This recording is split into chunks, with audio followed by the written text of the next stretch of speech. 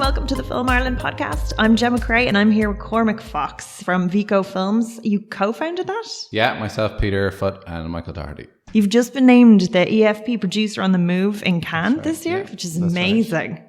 Yeah, really excited about that. So I'm really looking forward to it. If you could first give us a little bit about your own background. Sure. So as I was saying at the start just there, that myself, Peter, Michael set up the company. We've been going good on about 15 years now.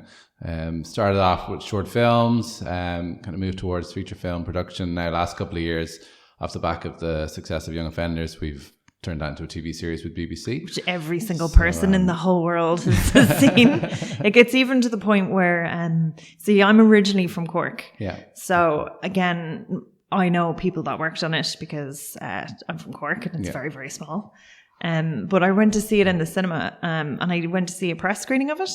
And I said it to Steve and I was like, I love this film. This is amazing. It's the nicest film. And I've never, ever done this. But I said, if you get an evening screening ticket, give me that because I want to go again. Again, I can't stress how I've never done that. So I brought my mum and then she loved it. Great.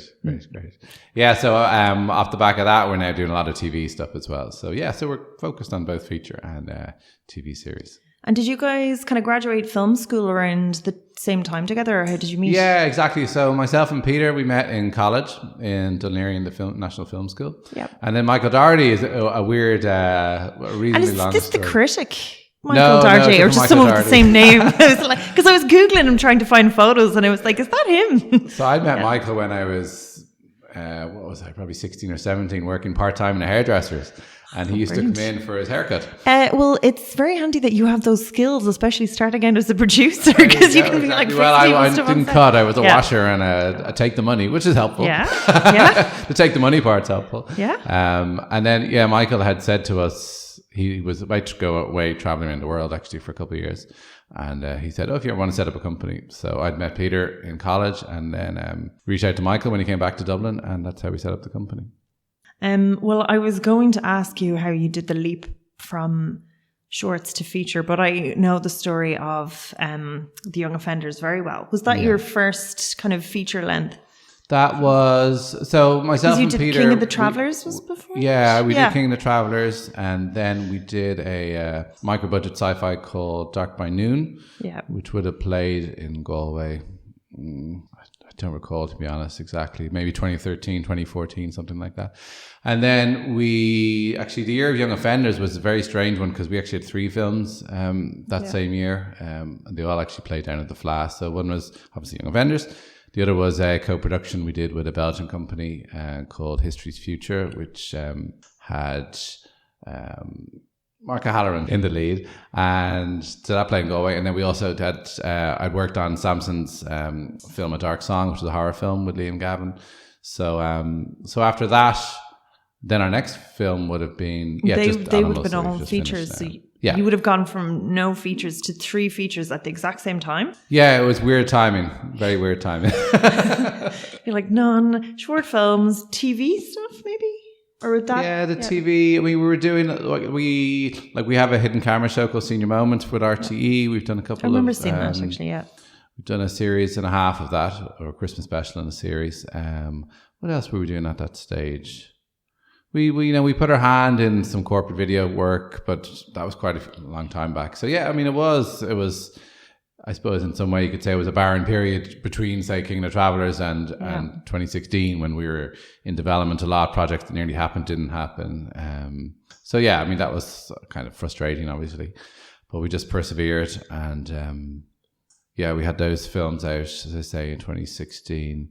And then off the back of that, so, we talked about Young Offenders, whether it would be a sequel, whether we do another film and then, obviously it got picked up to be in a TV series.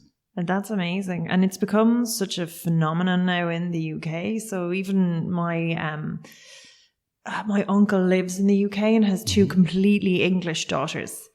And they were so excited to come back for Christmas last year because they were like, I want to see where this is filmed.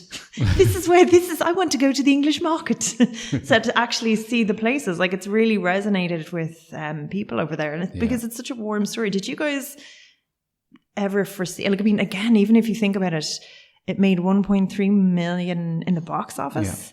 Like, Irish films rarely make much money, let alone recap like more than what it cost, which is incredible. Did you guys know it was going to be a phenomenon, or did you? No, I mean, Peter's amazing, so we had obviously lots of confidence that that the film was going to be strong. I think, and obviously Peter was down in Cork with Julie, and they were shooting away. And you know, I was watching some of the rushes that were coming in, and you could tell there was some really kind of special stuff going on with that.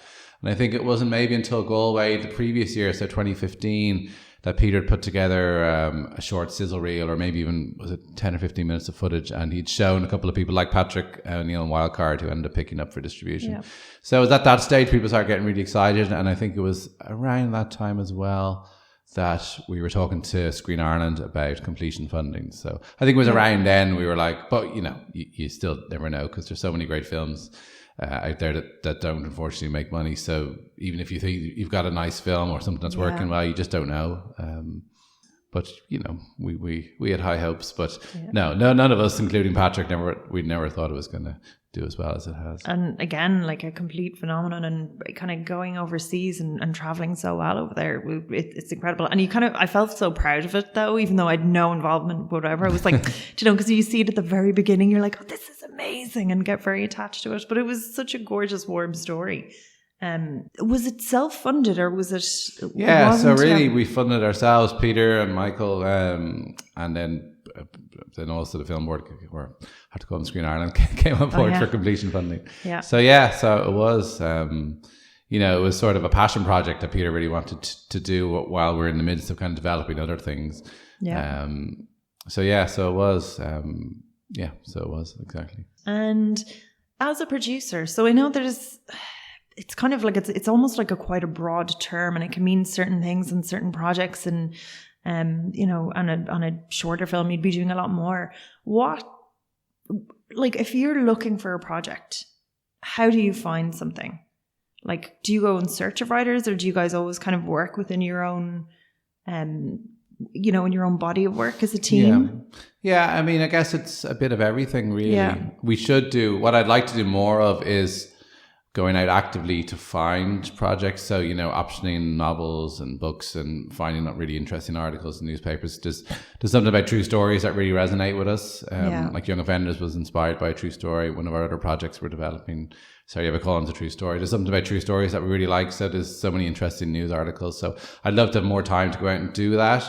Yeah. A lot of the time, it's lots of people approaching us with their projects, and you're trying to find time, and you're trying to find, you know, a project that kind of resonates. And there's so many good projects out there, and there's so many good projects you don't have time to look at, and you kind of, I end up, because I feel like I need to be there as an enabler to try and help. Like, I feel there's a compulsion or a guilt that I have to, I feel compelled to get things made. So if something comes in that's really strong, I naturally want to see it made. And sometimes maybe I'm my own worst enemy because we start looking at too many projects. But so it's a bit of both, really. I think now I'm more drawn probably to finding, to going to a talent. So like, say, going to a director or to a writer and saying, what do you have? And let's try and work on something. Yeah. Because, for example, there would have been scripts I've read that maybe I would have thought, I'm not quite sure about that script, and then actually ends up getting made. And you're like, well, with that director attached, that's why it worked so well as well. So I think that's, you know, trying to find people that we want to work with and that we really like working with in the past, and trying to, you know, see what else we can get going with them. And how involved would you be as a producer in the beginning stages? So just say you have a script, you love the premise of it. Would you maybe give notes first? Would you option it first and then give notes? What would be the kind of process there if you are starting that relationship with a writer? Well, I always give notes pretty early on. We often might option it too early on. I mean, we probably should, but we don't often until we're about to kind of start approaching financiers for development funding. Yeah. And we, you know, realize we need to put something down on paper. Quid pro quo, then it's, they're getting notes. I suppose it's a spit and a handshake deal. Yeah. And until the money's in.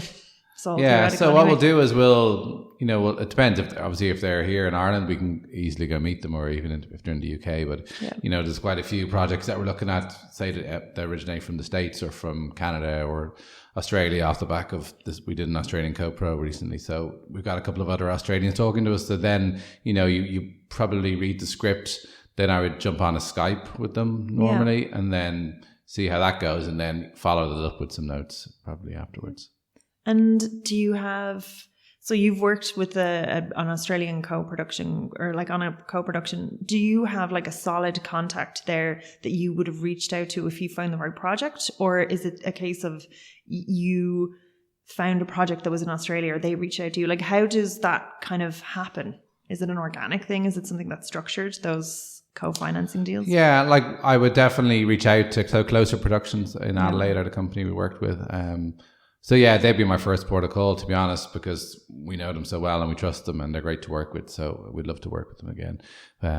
Like that's a film called Animals that played in Sundance earlier this year. And that had a weird kind of origin where Sarah Brocklehurst, who was originating producer on it, who's English, she had optioned the book, which was initially set in Manchester. And then she brought it over to us. We'd actually met her at the FLA, the Year of the Young Offenders. She was on the Guiding Lights program at that stage. And we got talking to her then maybe 6 months later. I think she was having some difficulty getting finance from England. So we were going to shoot it in Ireland, pretend it's Manchester. Yeah. And she had an Australian director on at that stage, Sophie Hyde, who is part of Closer Productions. So that was the link into them. And then in the end, we ended up just setting the project actually in Dublin. Yeah. So that was the way that kind of co-production came together. That's excellent. And what's the kind of plan now for going over to Cannes? Is it like, how does the producers on the move thing work? Do you go over with a few kind of projects in the back pocket and hope to make connections, or are you going to be mentored on them? Yeah, I don't know how much the mentoring. I think there is a mentoring taking place. There's we go over on the program seems to heaviest in terms of schedules and activities on the Friday. Yeah. There's something on every day though, but normally kind of centered more around lunchtime and networking events and receptions. On the Friday, there is a series, I think, from 9 a.m. to 8 p.m. of just kind of meetings with financiers and talks. So I think we get to stand up, and everyone who's applied with a project. So we had applied with this project, Sorry Ever Calling. So I think I should talk to some of the previous producers on the move actually to find out to see exactly what happens. Yeah. But I think we're going to be set up to meet, one-on-ones with financiers and sales agents. Obviously, each project needs different, requirements, whether it's finance or co-production partners or sales agents. Yeah. So so that's I believe that's the plan anyway, but it should be good. Looking forward. So lots of card gathering and getting people's information. Yeah, what I need to really do is before, because you get so caught up, because we're about to go into series 2 and 3 of Young Offenders the end of May, and we're in the middle of shooting an international crime thriller series set in London, which is shooting in Belgium at the moment. So it's just, that all takes up so much time, but it's so important to kind of free your diary, like coming up to Cannes and go, okay, I actually need to work on the slate and, sit there in front of a screen and try and not even look at emails and phones and just go, okay, what are we developing? Oh yeah, how can we pitch that? What do we need? And just look at our projects. Because I was saying earlier on, in some way we nearly have too many sometimes. And one of the notes that I've heard from speakers when they're talking about how they operate their successful businesses, try and focus down and really prioritize. So that's what I need to do, because you want to go over with a handful of film projects and television projects, but just to be really clear about what you're asking for. Yeah. But as a producer, how many things are you working on at any moment that just might not happen as well, that the financing doesn't come through? I guess you're working everything. You hope it all is going to happen. Yeah. But gosh, if everything happened, you'd never be able to do it all. So it's a tricky one. I mean, we probably have 5 or 6, at least 5 or 6 kind of TV projects at very early stages of development. Yeah. Feature film wise, probably a similar amount. We've got a couple. I think we've got 3 co-productions that already have some finance attached that we're minority partners on, that will be going to Screen Ireland with over the next kind of 6 months, and trying to get one of them wants to shoot later this year, a couple of them for next year. So, and then I'm kind of have to leave my options open, obviously, to see what happens from Cannes. I'm hoping to find some new projects as well. So. And when there's 3 people kind of involved in a company and almost different disciplines and on different projects, I presume, and different roles at different times, how often do you guys kind of get to sit down in a room and shoot the breeze and think not about enough things? Not enough, to be honest. We kind of say that we should be catching up a lot more on conference calls and Skypes, but I mean, I speak to Peter several times a week. He's down in the Cork office, so prepping for young offenders at the moment. So, but Michael, I see him occasionally, but he's outside. He's there as a kind of a business guru, investor, financier. He's not, involved in really the day-to-day running of the company as such. So, it wouldn't be. He probably doesn't like me saying it, but it wouldn't be as important for me to catch up with Michael on a regular basis as it would be for me and Peter to keep talking on a regular basis. We just, Michael's obviously really curious as to what's going on and really passionate to see our projects happen. But we don't really need to catch up kind of on a daily basis because he's not hands-on on the projects. He just wants to know that everything's progressing and I'm working on things. And with regards getting financing for a TV series, like obviously The Young Offenders was a huge success and it's hardly a bet, but is the process incredibly different? Because I know you approach the film board, but approaching the BBC or the BI, is there a lot of different procedures in that, or is it similar enough? Yeah, there is. Yeah, I mean, it's nearly in a funny way, nearly a whole kind of separate skill set to the kind of pitching and developing, that kind of creative side, the whole, all the funds and the deadlines and, when the decisions will be made, and you're trying to kind of strategize that, and just even the actual filling out the application form is such an undertaking as well, and getting all the materials together. So, so we had BAI funding previously on King of the Travellers. So we'd gone through that previously. I mean, the great thing, like Screen Ireland are so supportive, so it's never arduous kind of working with them. It's always, they're really flexible, and obviously you have to abide by deadlines and everything like that, but they're great because you can, go in and have a chat about a certain project and kind of, then decide when it might be best to apply for funding, and and then the 481 is, the tax credit is a minefield at times because the system just changed recently. You get more now if you have a woman in the writing or directing role as well, isn't it? Like you can access more. Ireland. Yeah. That's right. And like we're happy with the fact we've done. So obviously Sophie, who did Animals, is female. Fiona Tan is female, who we did History's Future with. We did a feature doc actually with David Kavanagh's partner Cecily Brennan with the Arts Council. Called Devil's Pool, actually, which I should have mentioned earlier. Yes, plug it all. So we're kind of happy that we're working, and a lot of the projects we have in development have female writers and directors as well. So excellent. So get an extra few bob as well. Yeah, like a recent project we just got development funding, Invisible, is written by a new writer friend. Delighted to continue in that vein. And so obviously now things are going swimmingly for you, and you had your 3 features in one year. With regards, like prior to this, when you were kind of building up, obviously Young Offenders completely proved it, and obviously you had 3 great films that year.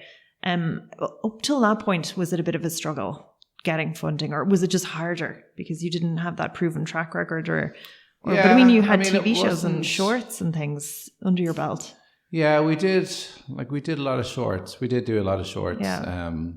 And film board. It's hard for me to say. Well. I don't know if it's that we found it difficult to get funded from what was the Irish Film Board at the time. It was more whether we had the right project. For what they were, yeah. And I suppose they have a slate that they have to consider as well that we're not necessarily privy to. We've had development for several features with them that are still, being developed as much as, a couple have probably dropped off, but there's still several who were like, there's one where, it started 10 years ago and it's still on the slate.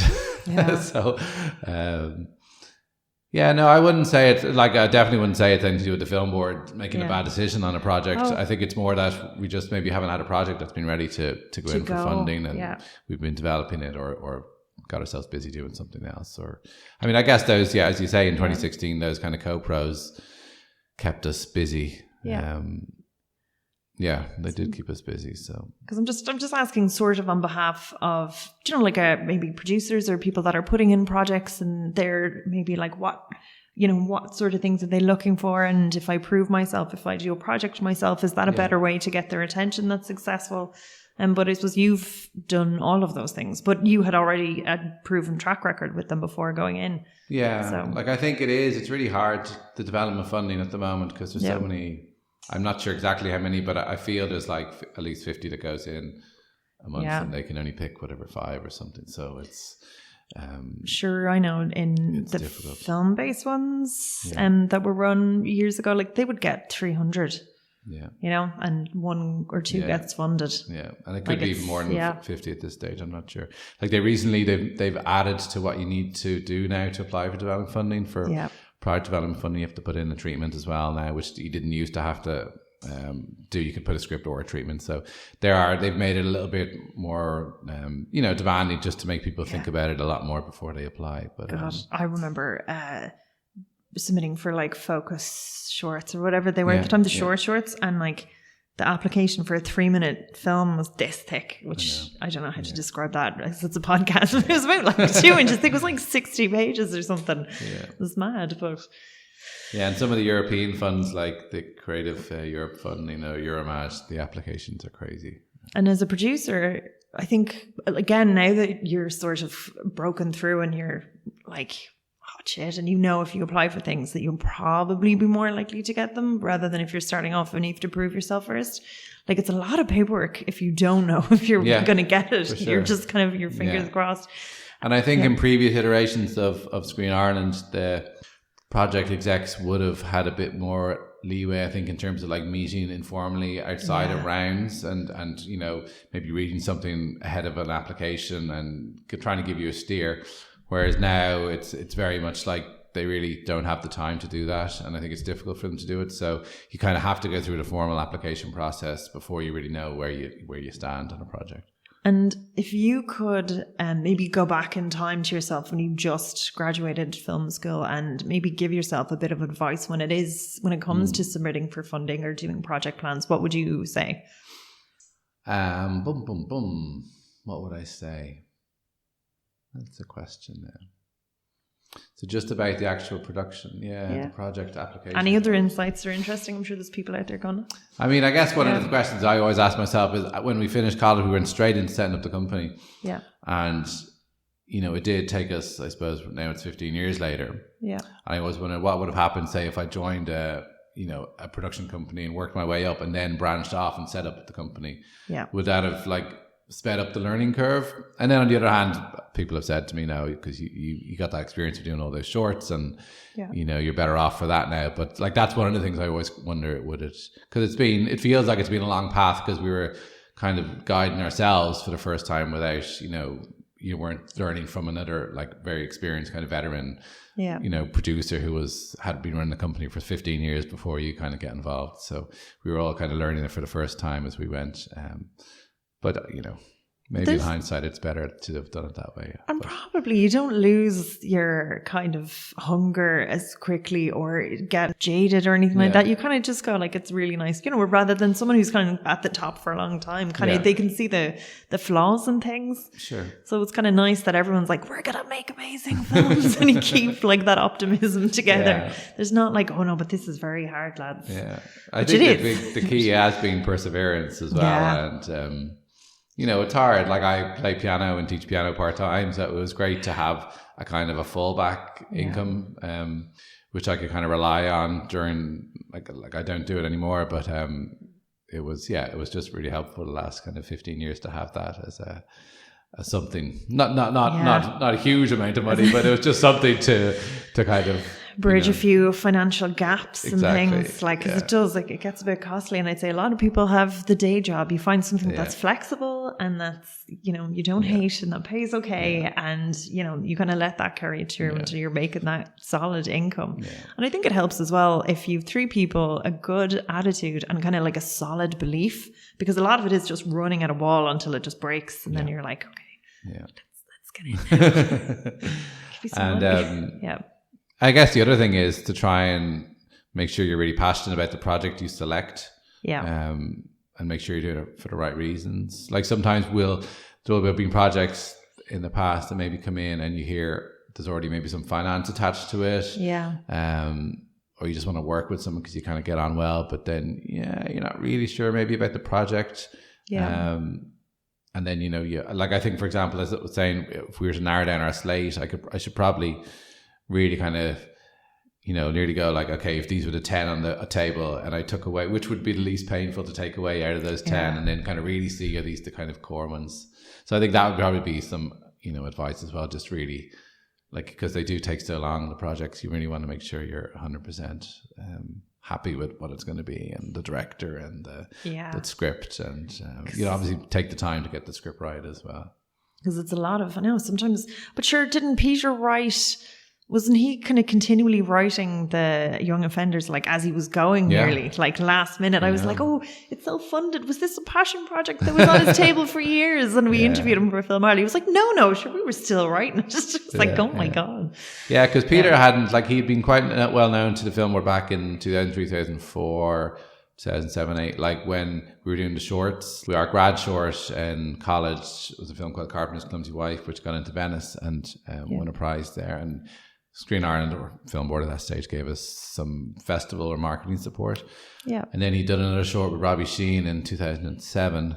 So he went off and did a lot of TV work with TV3 and RT at the time. So, I think we'd spoken a little bit about, he got some development funding from, like, Rory Gilmartin was a huge supporter of his when he was in the Film Board. And we'd had some development funding for Peter for a script, but I think at the stage he just wanted to get something made, and he just wrote, Young Offenders himself, and went off to Cork and shot it. So, and it's great.